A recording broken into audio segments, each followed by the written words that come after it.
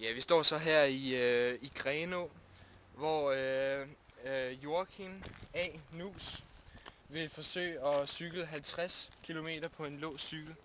Og så vil jeg lige spørge dig, hvordan har du det? Det er meget godt. Det var godt.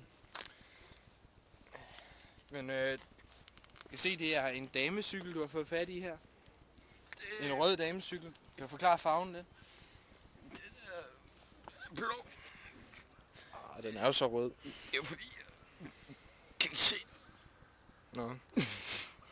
Ja vel, men så er det jo godt, der er mindst 20 lyskryds den vej der. Men du starter bare, når du er klar, og så ringer vi. Ja. Ja.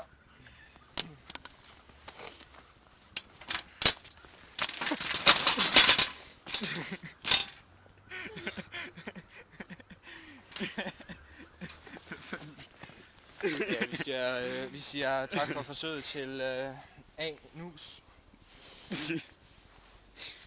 Tak af herfra.